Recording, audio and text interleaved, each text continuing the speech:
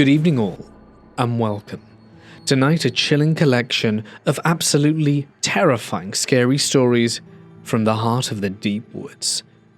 But before we begin, if you'd like to support me even further and get lots of exclusive content, feel free to head on over to Patreon and use the code GHOST to get 70% off. Available until the 12th of December, which is incidentally when the 12 days of Creepmas will conclude. But for now, it's time to get comfortable and let the darkness take control. I've been meaning to write this down for a long time, but every time I tried, something stopped me. Perhaps it was embarrassment, maybe it was the fact that I still cringe at how naive I was. But either way, it needs a little bit of context for it to all make sense. So let me begin. This happened in August of 2008 when I was 16 and blissfully stupid. I was obsessed with my then boyfriend Gabe in the same way that Ariel was obsessed with Prince Eric. Gabe lived with his dad, who was strict and intimidating, but on weekends he stayed with his mother, who lived just down the street from my aunt. Every weekend, I'd sneak out, tiptoe down the road, and we'd stay out talking, laughing, and be teenage idiots until dawn. Eventually, we got caught. Our parents banned us from seeing each other, but after enough skulking and complaining, they softened just enough to let us meet at the county fair, with Gabe's dad and stepmom supervising like hawks. While we were there, Gabe whispered to me that he couldn't stand waiting until the next weekend. He said he'd walk to my house in the middle of the night. My house was 10 miles from his. I told him he was crazy, and then, like the equally crazy 16-year-old I was, decided I would walk halfway to meet him. It was around midnight. The moon was full and bright enough to dim the streetlights. I walked alone through the quiet neighborhood roads, nervously jumping every time a car approached, afraid it would be my parents or some relative out trying to find me. 2 different vehicles, in fact, slowed down, and I nearly wet myself every time, and they asked if I needed a ride. I panicked both times and chirped out, "No thank you, I'm just walking here." In reality, I was a 125-pound, zero-muscle teenage girl wandering alone in the middle of nowhere. Eventually, I reached Gabe. We walked back to his mum's house, talked, kissed, and behaved like we were invincible and immune to consequences. But eventually, it was time for me to go. My parents would be waking up soon. When I reached my aunt's place, no one was home, so I had no choice but to walk the whole way back. This time, in the early morning light, it was about 5 a.m. and unnervingly quiet. I chose a different road back home, one I used to take on the school bus, which was long and isolated, but at least it was familiar. At some point, I spotted a beat-up old cell phone lying on the road. It looked dead, but when I picked it up and hit the power button, the thing turned on. It was one of those early 2000s indestructible brick kind of phones. It felt weird just finding it there, but I put it in my hand and kept walking. A few cars passed me, and my nerves started buzzing, Gabe's voice replaying in my head. "If someone offered me a ride, I'd take it. It'd be way faster," were his parting words. I wasn't about to thumb a ride, but I told myself that if someone did stop this time, maybe, I'd say yes. I just needed to get home before my parents noticed I was gone. That's when an old beat-up sedan slowed beside me. An older man leaned out the window, unkempt hair thinning on top, grey stubble, tired-looking eyes, heavy-set, and something in me immediately recoiled. "Need a ride?" he asked casually. Everything in me screamed no, but I scolded myself. "Stop being a baby. It's daylight. Just ask him to drop you at the casino." I could see it about 3 miles ahead, and I convinced myself that shaving off a few miles was worth it. So, I got in. He started driving, glancing at me every so often. He asked my name, my age. I told him my middle name and lied, saying I was 18, thinking that somehow made me safer. Then, without warning, he put a hand on my knee. My body locked up. I froze, every muscle tightening as he said something about how beautiful I was, and his hand slid higher. We passed the casino. I told him he could let me out there, but he insisted he was heading further, towards a road even closer to where I lived. "I don't mind taking you," he said, voice low and oddly cheerful. Inside I was panicking. I needed something, anything to break the moment. I remember the beat-up cell phone in my hand, so I held it up and babbled, forcing excitement into my voice. "Look what I just found. I just picked it up before you stopped. Isn't it crazy? It still works." His eyes lit up like I'd handed him a bag of cash. "Oh," he said eagerly. "I'll hang on to that for you. I can make sure it gets back to whoever lost it." Just like that, his hand left my leg. His attention shifted fully to the phone. He examined it, scrolling, clicking buttons.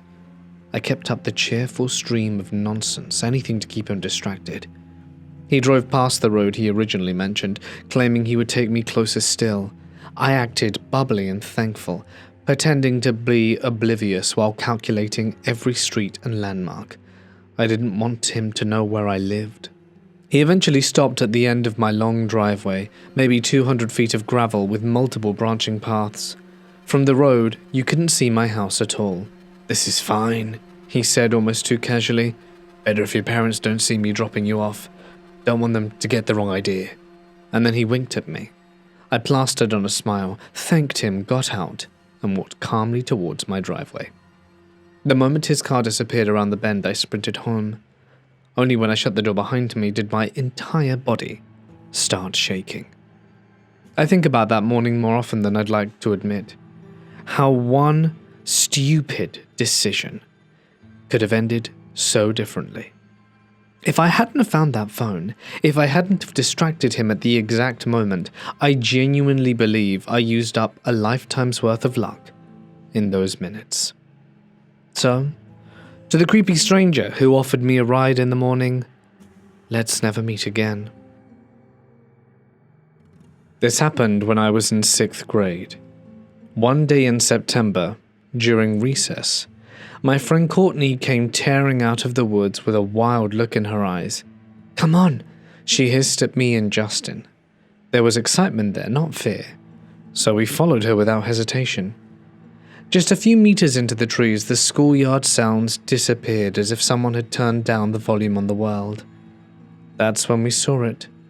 A worn tent pitched between two scrubby pines, and beside it, a middle-aged, unshaven man whose clothing was stained with dirt and weather. He didn't jump or act startled. Instead, he looked at us with a tired sort of resignation, as if he'd been expecting company. We froze, because we were 3 kids staring at a stranger alone in the woods. He must have seen the fear on our faces, because he immediately lifted his hand slightly and said, "It's all right. I'm homeless. I'm just hungry." There was something disarming about the way he said it. Completely plain. Our little school-grade brains kicked into what we thought was responsible mode, and we asked to see his ID, thinking he could somehow show us that he wasn't dangerous by showing identification. He laughed softly, but showed it anyway. His name was Justin, the same as my friend. That coincidence alone seemed enough for us to think he was trustworthy. We left the woods that day, feeling like we'd made a real difference in someone's life. The next day, we smuggled extra snacks from home, granola bars, crackers, fruit cups, and slipped back into the woods at recess. Homeless Justin was there waiting, sitting outside his tent. We gave him the food, spoke for a few minutes, and felt incredibly proud of ourselves. We were helping someone, and we had a secret mission. For 3 days this became our routine, sneaking food and trying to act casual so the teachers wouldn't notice. But for kids our age, our secrets didn't stay secret for long. Other kids began noticing us disappearing every recess, and people started to pay attention.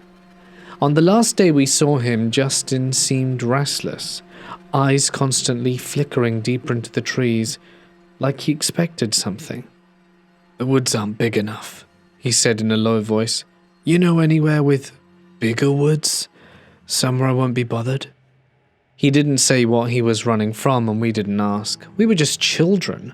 Our world still operated on trust by default. Trying to be helpful and heroes, I told him about the deeper woods by my house, only a 5-minute walk away. After school, Courtney and I walked him there. When we reached my place, I peeled off to go home, watching them continue to go up to the hill where the path to the woods stretched out in a thick green tunnel.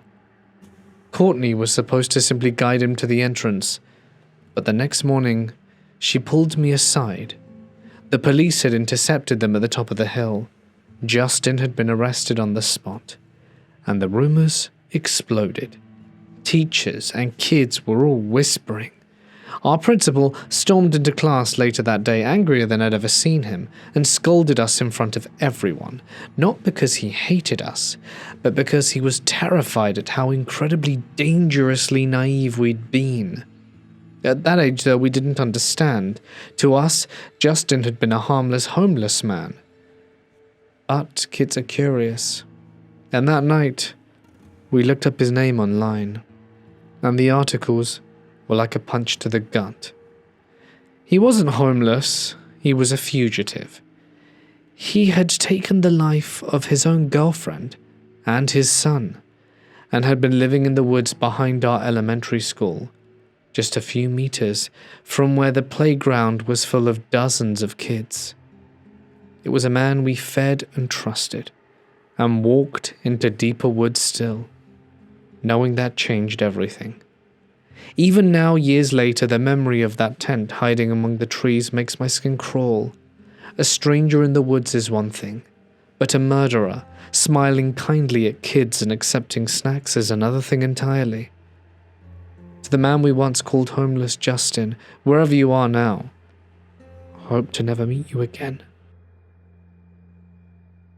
My dad spent nearly a decade logging in the old-growth forests of the Pacific Northwest. Real wilderness. And he wasn't the type to scare easy. His own stories were usually practical, almost annoyingly matter-of-fact. Once he told me he'd been taking a break, leaning against a cedar, when a mountain lion strolled into the clearing like it owned the place. Well, you probably could say it did. My dad just lifted a hand and said, "Hey, cat."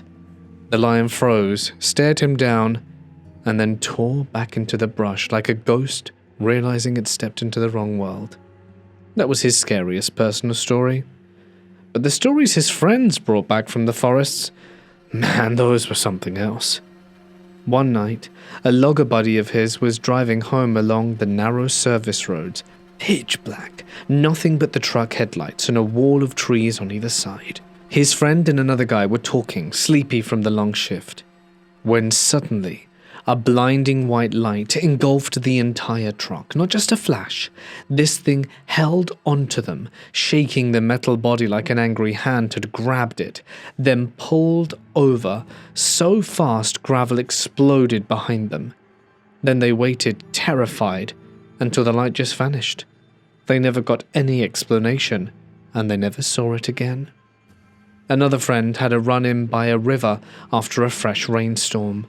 The rivers up there carve out little pockets, sandbars with low brush and young saplings. He and another logger waded across one of them, rain pattering softly on the water. They stepped onto the bank and froze at the exact same moment. At their feet was a footprint, fresh, huge and impossibly wide, much bigger than either of their size 14 boots, and already being melted away by the rain.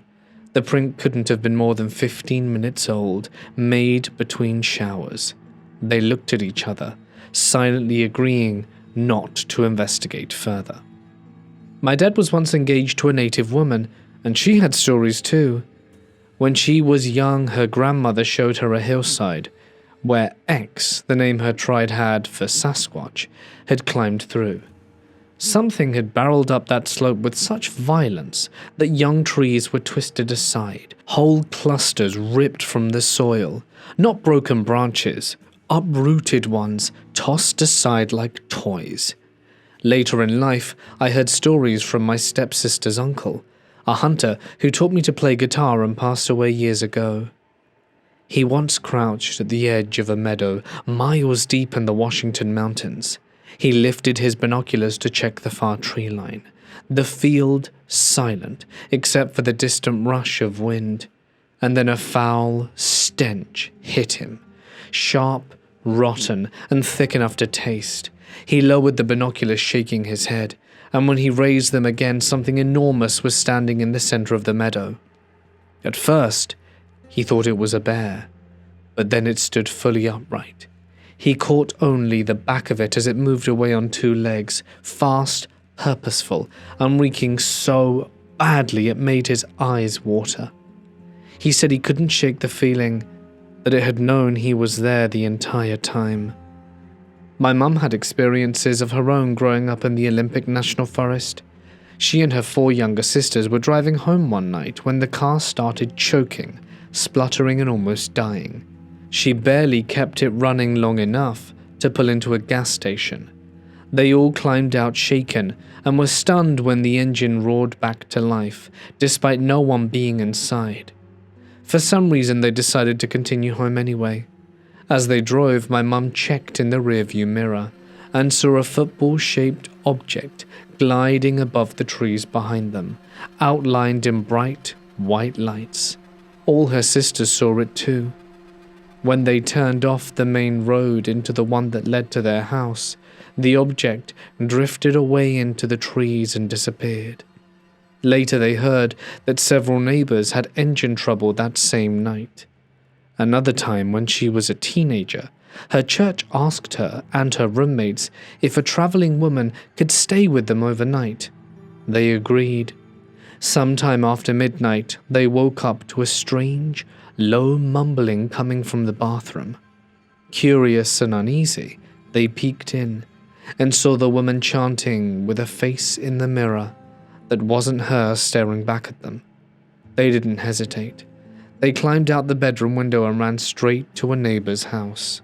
Years later, when I was a teenager visiting family in Eastern Washington, my cousin and I were sitting in the hot tub looking up at the sky. Out of nowhere, a bright green arc streaked overhead, and off to one side hung a low, green orb. We stared frozen until the whole thing blinked and darted through the sky in a zigzag motion. That was enough for me. I launched myself out of the tub and sprinted inside. My cousin backed me up, which was helpful because my aunt immediately said, "Oh, she reads too much." Like reading makes the sky blink back at you. Something else happened to me in Wenatchee years later at my aunt's house. Her property borders a cemetery, an apple orchard, and a set of steep hills. One winter night, a big group of us, maybe 15 cousins, went out into the orchard to play hide and seek under the moonlight. The snow muted everything. The whole world felt hollow and cold. I was unlucky enough to draw the job of seeker, and after counting I headed straight through the orchard instead of zigzagging, pushing deep between the dark tree rows until I reached the far edge. I turned to head back in, when a voice, clear, high-pitched, and unmistakably a young girl's, called, "Over here!" I thought it was Nikki and laughed nervously. "Where are you?" I called. "Over here! Come closer." There was only a small old structure in front of me. No windows or lights or place for anyone to hide. I took a few steps and then a wave of dread slammed into me so hard I didn't think. I bolted into the orchard screaming for my cousins, and they all came running when they saw how pale I was, and the whole group fell into a panic. We sprinted back to my aunt's house like something was right behind us. The next day I returned alone, determined to prove I'd misheard. But there was nothing. No house, no TV, no people, and nowhere for a girl's voice to have come from. The last strange thing to happen to me was years later, well into adulthood. My husband and I were visiting a friend's condo, an eccentric but kind couple. The man insisted we borrow a book on spiritual nature. The moment I flipped through it, I felt something very wrong. I told my husband I had a bad feeling and didn't want it in the house. We politely refused and left empty-handed. 3 months later, we needed a spare tire. We lifted the floorboard of the trunk, and there was the book just sitting there, as if it had ridden home with us anyway. We didn't hesitate. We threw it straight out with the trash. I was fully prepared to burn it if it came back, but thankfully it did not. All of this, my dad's stories, my family's encounters, my own experiences, all convinced me that the world is bigger and stranger than most people let themselves believe. And out there in the forest, in the dark, in the lonely places where the land feels old, strange things are still there. My mum used to live deep in the countryside in northern Colombia, way back in the late 70s. My grandpa owned a small farm tucked right into the serranía, thick jungle on all sides, mountains rising like dark walls around the land. He wasn't wealthy, not by a long shot, but he'd worked since he was 11, after my great-grandfather died. By the time he was grown, he could do everything a man of the land needed to survive: tame horses, herd cattle, plant and harvest anything that could grow in the soil. And he knew the earth very well. And living out there, you get used to strange things. Not just wildlife, I mean other things. Tales of witches laughing or whistling in the dark. The distant wails of La Llorona drifting over the river at night. Shadows moving through the trees long after everyone had gone to bed. It was simply part of life. And because the community was so small, every neighbor knew one another's business, one another's history, and one another's secrets. There was one landowner in particular, a man everyone in the region knew well, but almost no one dared speak about openly. He was extremely wealthy, almost unnaturally so. He owned thousands of hectares of land, enormous herds of cattle, horses, everything. But no one could explain how he'd gotten it all so fast. And so a rumor started to spread in the kitchens and over fences and during the long walk home in the fields, that he had made a deal with the devil. Because of that, none of the locals would work with him, not one. The only people who accepted his offers were foreigners or newcomers, people who hadn't heard the stories and didn't understand what working for that man entailed. He paid exceptionally well, far more than any honest farm could afford too. For many people in that time, in a country struggling worse than it struggles today, turning down that kind of money was almost impossible. But those workers quickly learned the truth, and every year, always in August like clockwork, one of his employees was found dead near the river. Their bodies mutilated, their deaths hard to explain. People said it was part of the contract. One of the clauses must be an annual soul sacrifice. This went on for years. Everyone knew it was happening, and everyone knew it couldn't last. Eventually, workers began to flee. Some were driven out by the guerrillas and gangs moving through the region. Others simply left because they couldn't take the fear anymore, and one by one they disappeared into the cities, found safer work and safer lives, until the landowner woke up one day and realized he was completely and utterly alone. He tried to sell everything, the cattle, the equipment, and the land itself, but he kept the mansion, the grand, imposing mansion in the middle of the jungle that so many people believed wasn't even his to begin with. And then came August. My grandpa and my uncle still talk about that day. The sky was already dark at noon, the heat suffocating and the jungle strangely quiet. That night came. A storm, bigger than anything they'd ever seen, thunder so loud it rattled windows in their frames. Lightning clawed across the sky like something alive, and beneath the storm, they swore they could hear inhuman screams of agony. It didn't stop until around 3 a.m. No one slept. When the sun finally rose and people stepped outside, They tried to carry on with their day, feed the animals, check the fields. But before long, word began spreading from neighbor to neighbor around the house. The landowner had been found dead. The entire community rushed to his mansion, climbing through the mud, gathering beneath the trees, and the sight they found is something my grandpa struggles to describe even now. The landowner was strapped upright to a massive tree, beheaded, and his body, according to those who saw it, looked like it had been split clean down the middle with a saw. No kind of violence that a human hand could have done that. Some people who had spoken to him in the last days swore he'd been raving, talking about being hunted, about fighting with something no one else could see. He told one neighbor he'd been battling the devil himself. So the townspeople came to the only conclusion that made sense to them. He tried to break his deal. He tried to fight the devil, and lost. Even today, decades later, the people who lived through it refused to walk near the ruins of that mansion. Whatever claimed him that night apparently still lingers there, and no one is foolish enough to take his place. At least that's the story what I've heard.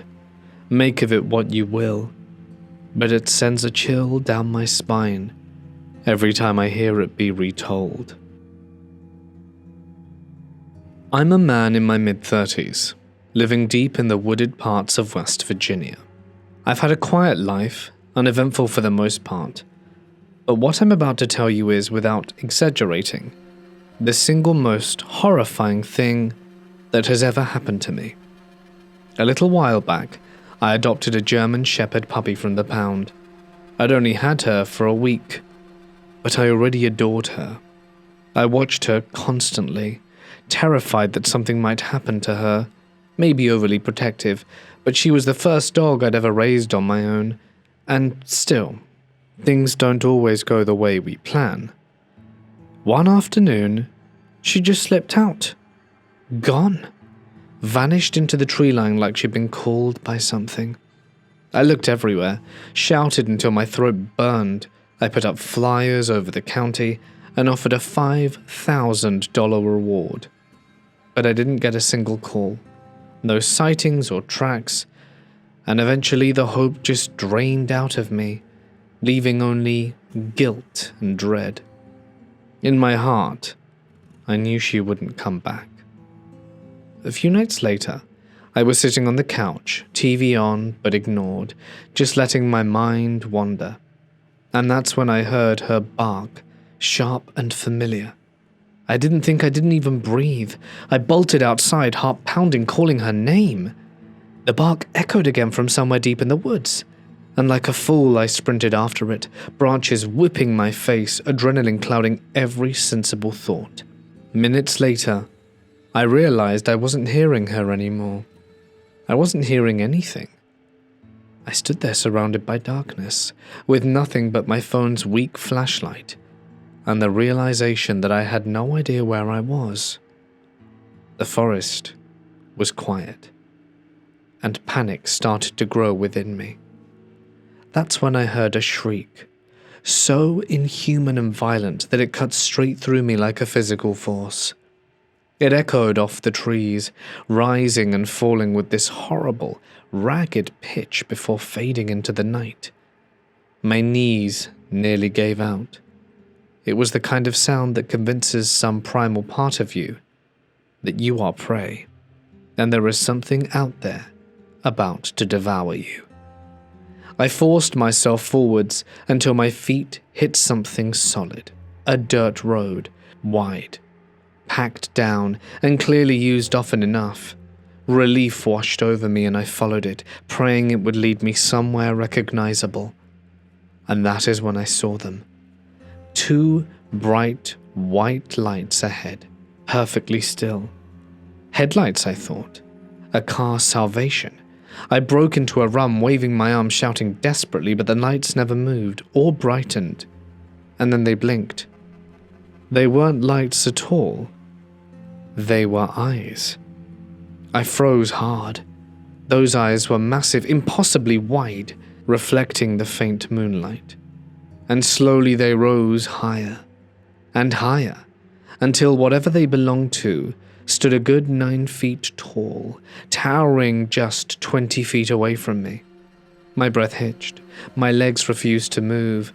Against every instinct screaming in my skull, I lifted my phone and pointed the light towards it. But I wish I hadn't. The beam shook in my hand as it landed on a human-shaped figure. But human it could not have been. It was distorted, wrapped in a red plaid shirt and worn jeans, like some nightmare parody of a local woodsman. Its skin was the color of old, bruised flesh, bluish-grey and stretched too tight, and its face was sunken and unnatural, like it had been carved from something dead. I screamed. My phone slipped from my hand and vanished into the dirt, and I ran blindly, instinctively crashing through brush and branches with no sense of direction, and just raw terror pushing me forward. At one point I looked back. It was still standing in the middle of the road staring after me, eyes glimmering like pale fire. It didn't move or chase, but simply watched, as if it knew I'd remember it for the rest of my life. Eventually, by either luck or instinct, I stumbled near a small house where an old couple lived. They took me in, gave me water, and listened as I trembled through the whole story. When I described the creature, the old man leaned back in his chair, expression unfazed. "Oh, that thing," he said calmly. "I've heard of it. Met a few folks who've seen it too. Around here we call him the Bubberjacks. Been a legend in these woods longer than I've been alive."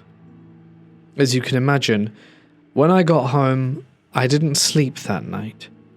And I don't know if I've slept right ever since. I grew up in Victoria, Australia, down in the part of the country where winters are mostly just grey, wet, and cold, but never snowy. If you wanted to see real snow, then you'd need to go on a trip, a drive far into the mountains. And my mum and I used to visit my papa in Glenorchy, and at least once a year we'd make the trip up the winding mountain roads in hopes of seeing whatever dusting the altitude had to offer. Some of my strongest childhood memories are from those trips. The dizzying nausea from the constant switchback turns, the way my ears popped and clogged until my own breathing sounded like it came from underwater, and the fear that the car might slide off one of those narrow cliffside roads. But I remember loving it anyway. Snow was magic to me, rare and fleeting, a thing I got to see once a year at best. On one of those visits, when I must have been somewhere between 8 and 11, my mum and I decided to take a short hike through one of the forests higher up in the mountains. I wish I could remember the name of the place, some roadside turnout that opened into a stand of towering trees and scattered patches of snow, but we didn't think much of it at the time. My papa had stayed behind for reasons I can't recall. Maybe his temper was flaring that day, and maybe Mum just needed a breath of fresh air in the literal sense, but whatever the case, it ended up just being the two of us. The forest was peaceful at first, just naturally quiet, in a way that only remote bushland can be. The snow was thin, just white islands between the ferns and roots, but it looked beautiful against the deep greens and the soft brown earth. I remember thinking, with this strange childlike certainty, that everything in my life felt right at that moment. It was one of the rare times where Mum seemed truly calm and content. And that's of course when the feeling hit. It didn't creep in slowly. It washed over us all at once, a sense of immediate, unmistakable and absolute danger. I remember stopping mid-step and looking at her. The expression on her face mirrored exactly what I'd felt in my chest, that deep sinking dread, like the air itself had turned poisonous. "Do you feel that too?" She nodded, her eyes scanning the trees, her breath going shallow like she was bracing for something to emerge from it. Nothing moved. Just that overwhelming certainty that something was wrong. I felt like I was being watched by 1,000 invisible eyes, and my heart pounded so hard I could feel it in the tip of my fingers. Without the need to discuss it, we both turned back towards the trail. Not running, but close. Fast walking with that stiff, nervous urgency where your whole body feels exposed. Every gust of wind sounded like movement. Every shifting shadow felt deliberate, as if something was pacing between the trees. We reached Papa's car much faster than we should have. I don't remember locking the doors or saying anything until we were driving away. The feeling didn't fade until we were miles down the mountain. And even then, it clung like a film under my skin. Years later, just a couple of years ago actually, I brought it up casually, assuming it was something my childhood anxiety had exaggerated. But my mum remembered it too, vividly. She told me she had this mental image clear as day of a huge creature crawling its way up the mountainside towards us. Not something she saw, but something she felt. Like the idea was placed into her head. Every gust of wind felt to her like it was drawing closer, whispering, "Get out," louder and louder, until she couldn't ignore it. Nothing else happened that day, no figure in the trees, just the oppressive dread, and the sense that something wanted us gone. I wish I knew what part of the mountain we were on, because maybe the land has history. Perhaps it's the kind of place indigenous communities have long avoided. There are plenty of places like that here. My mum has always been more spiritually open than I am, and she's had similar experiences elsewhere. A shed behind a house on the market that filled her with the same overpowering sense of danger. It fascinates me now, even if I was terrified then. I've always craved paranormal experiences, but they've never seemed to find me. Perhaps my skepticism pushes them away, or maybe whatever was in that forest that day decided once was enough. I still wonder what it was, and whether we were walking away from something we were never meant to see. I was 10 years old the summer it happened. I was just a skinny kid, and my dad owned a stretch of land way out in the woods of southwest Mississippi, not far from the Alabama line. The place was basically a cabin, a clearing, and then nothing but trees so thick they looked like they were swallowing the sky from every direction. Most weekends, we drove up from Mobile to fish, explore, or just sit around while my dad fixed whatever the cabin had decided to break that week. That afternoon, I wandered off to the little wooden pier at the southeast corner of the lake, which was just a crooked rectangle of old boards jutting into still, dark water. My only company was my Airedale Terrier, who trotted along beside me like he had a job to do. I'd been fishing maybe 15 minutes, and the sun was high, the forest humming with bugs and distant birds, and the surface of the lake barely moving, except from the occasional ripple by a dragonfly skimming low. I can't explain it, but something shifted. I got the unmistakable feeling that I was being watched. My dog felt it too. He went very still, in that specific way animals do when they're focused on a single threat. And that's when I saw it. Across the lake, right at the tree line, on the opposite shore, maybe 75 yards away, something was standing between the trunks, a figure that was perfectly still. No details, just a tall, dark shape, where there hadn't been one before, positioned like it was partly hidden, but deliberately visible enough for me to see it. I kept my body relaxed like I hadn't noticed a thing. For some reason, even at 10, I felt utterly sure that letting it know I'd spotted it was a bad idea. But I watched it from the corner of my eye. It began to move, from tree to tree, sliding behind each trunk and reappearing at the next, never turning away from me. I couldn't see a face or arms or any features, just the unmistakable posture of someone watching, tracking me. Every time it shifted its weight, I could tell in which direction it was facing, and every time it was aimed right at me. The nearest neighbors were miles away, an elderly couple who barely left their home. No one had any reason to be out here. There were no hunters, no hikers, and no roads except the long rutted path to our cabin. And the figure was taller than any adult I'd ever seen. Its height obvious, even in the distance. My dog growled, and more than anything, it convinced me that whatever it was not friendly. Acting calm, I gently set my fishing pole down, scratched my dog behind the ear to settle him, and walked back down along the pier towards the trail line. I didn't look back, but I could feel the heat of its gaze on my spine.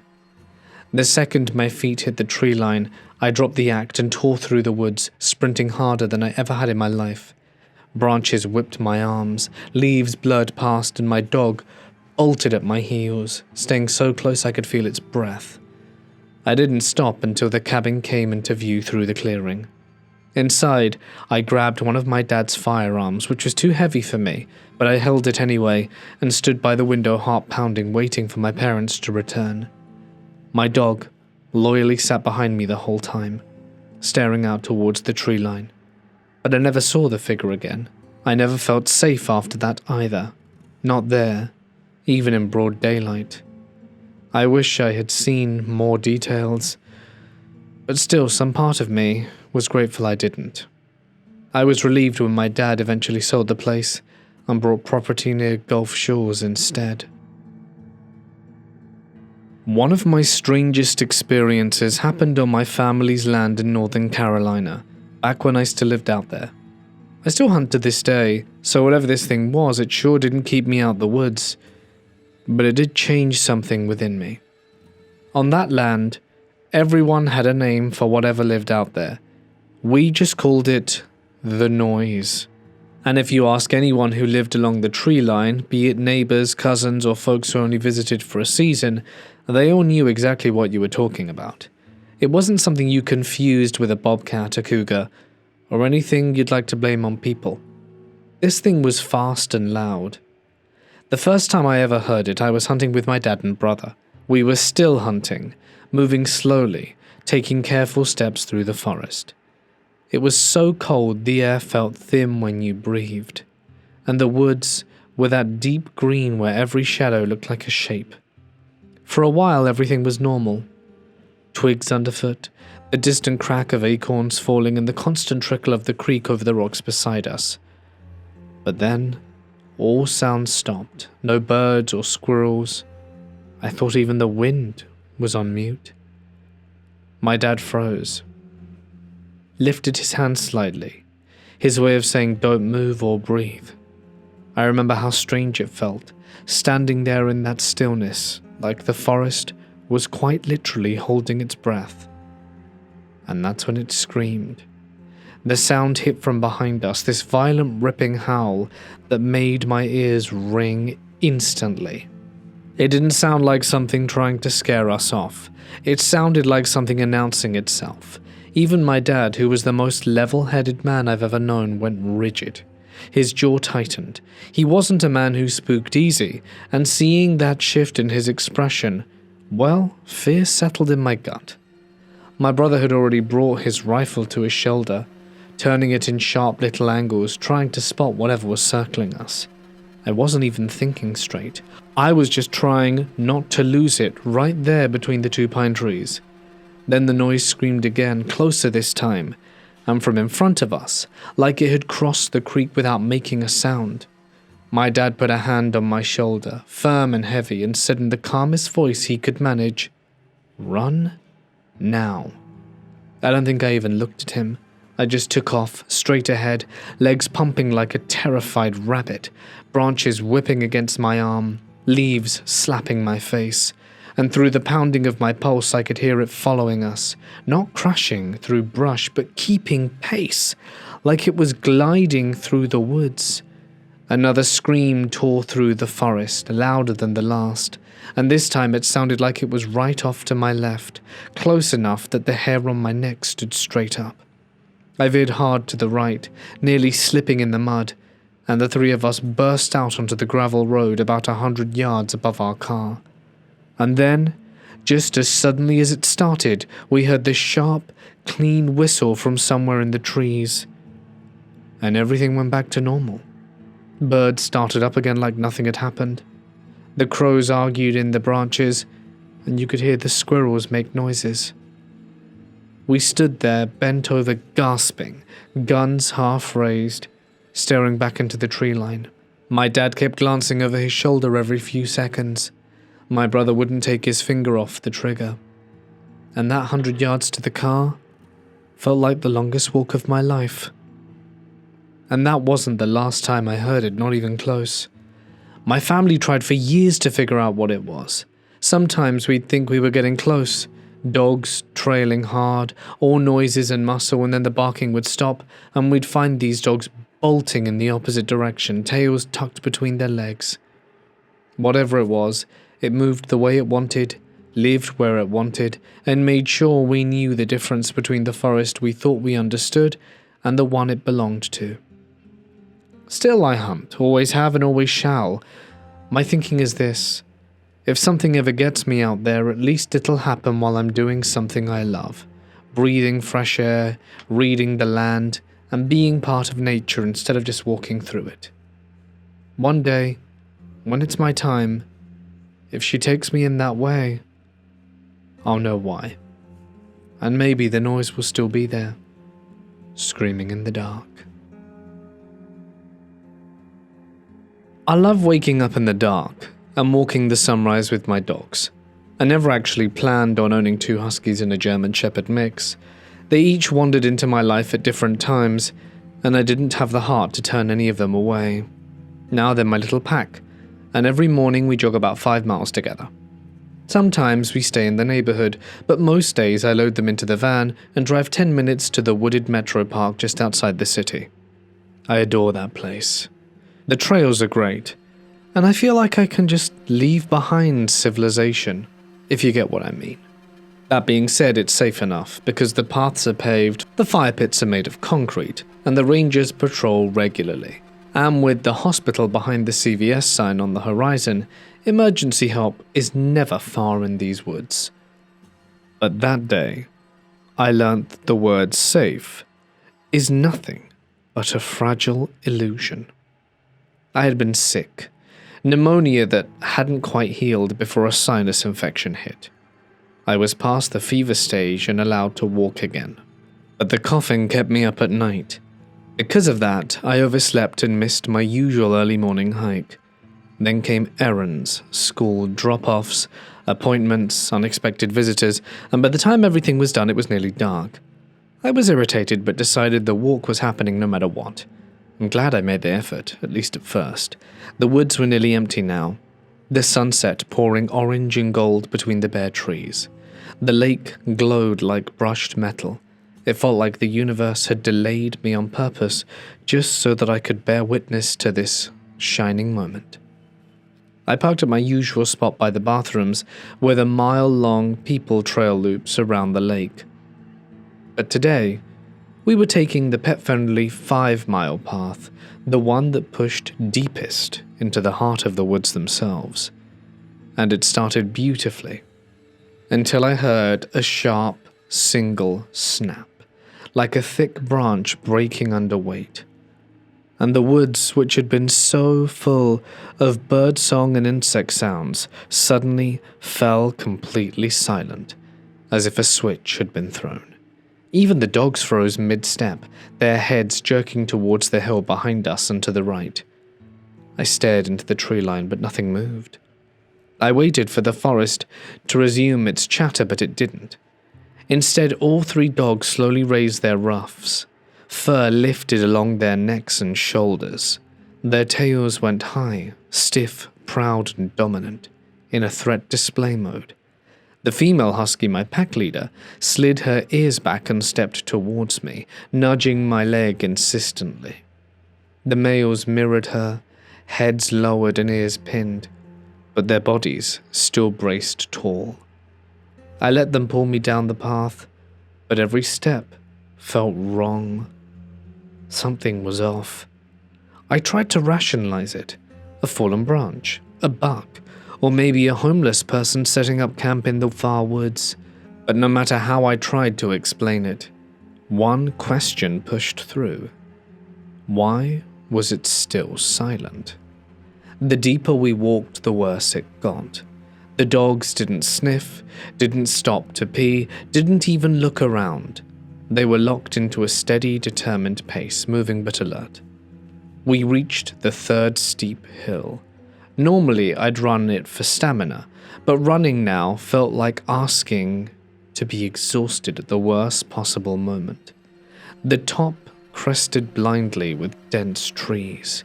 Someone could stand just out of sight and be on you before you knew they were there. This was ambush territory. My brain tried to rationalize. It was a deer. Stop it. But the other voice whispered, or a person with a gun.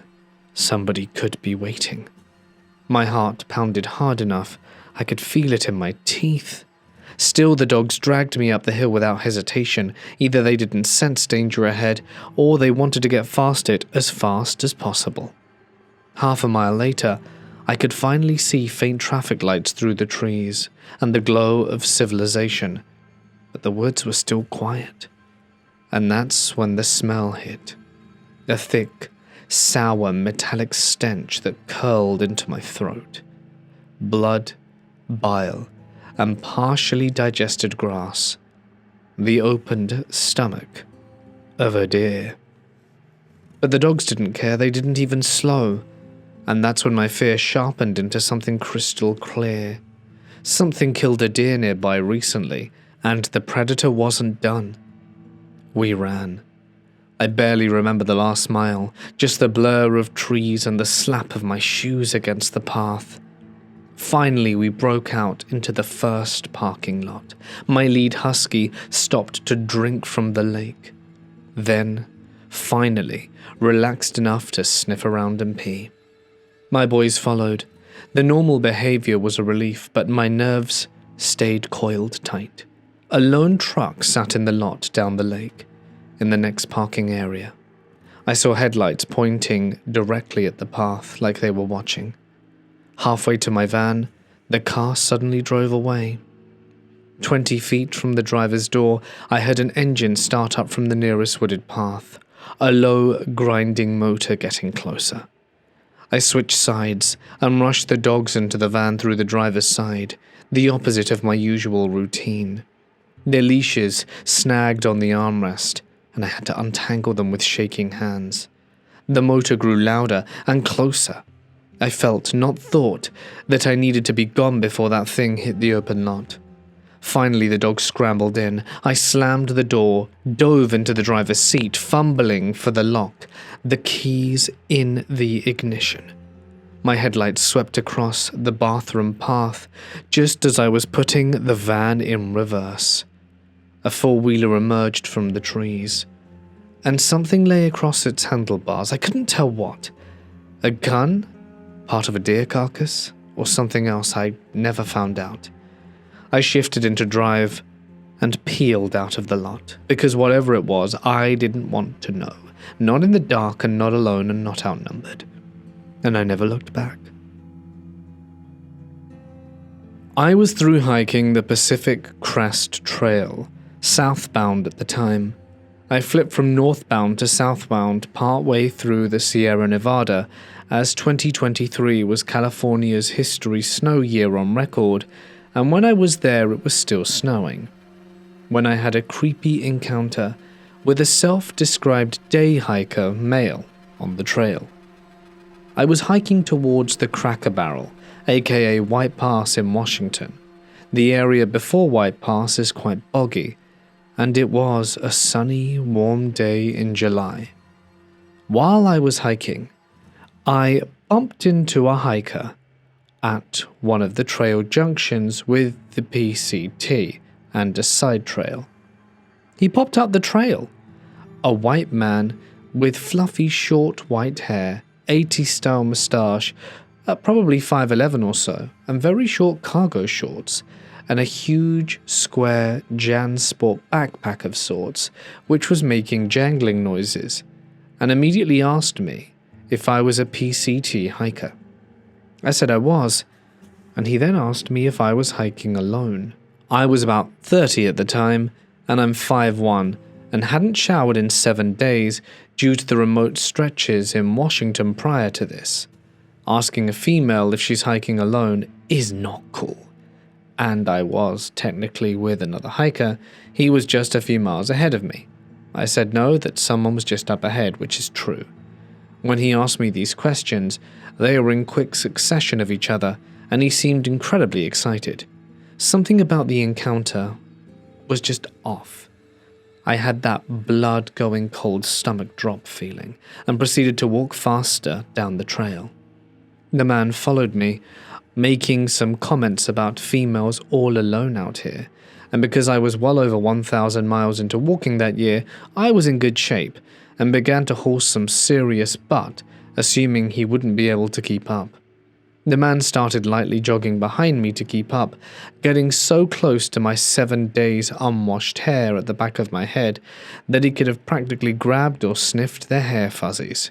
Like I said, it was not a hiking backpack, and the noise he made was unsettling with that jangling. There were metal things banging around inside his backpack, and loudly too. And he's becoming out of breath to keep up with me. And after making the comments about my seemingly solo hiking, he immediately says to me that this is the part of the trail where all those hikers went missing, and I then freak out. He then starts talking about the bogs and how bodies could just disappear, and about a Pacific Coast Trail through hiker who disappeared in that exact area in 2018. However, he also mentioned something about missing women in the area too. To this day, I can't find any info on who this might be or how far from White Pass he was referring to. The way he was describing missing people, missing bodies in bogs or whatever, made my stomach do backflips. I only had trekking poles at the time, and now I carry bear spray because of encounters like this, and I gripped them in my hands and readied myself to whack him in the face if need be. I don't know how to explain it, but it was not normal.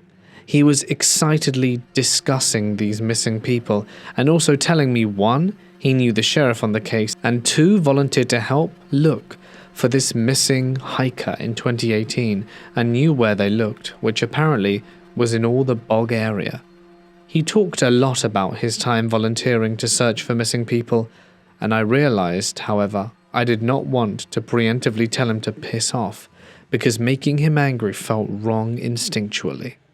I wanted him behind me, not ahead of me, where he could ambush me, so I kept him behind me and asked him details of his supposed volunteer work with the local sheriff and looking for whoever was missing.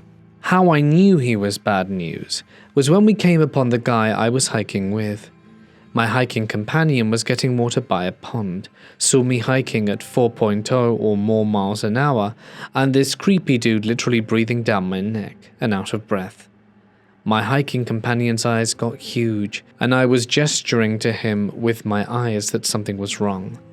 I turned around, finally, and scared the creep behind me and said with great satisfaction that I was not hiking alone, and here was my male hiking partner.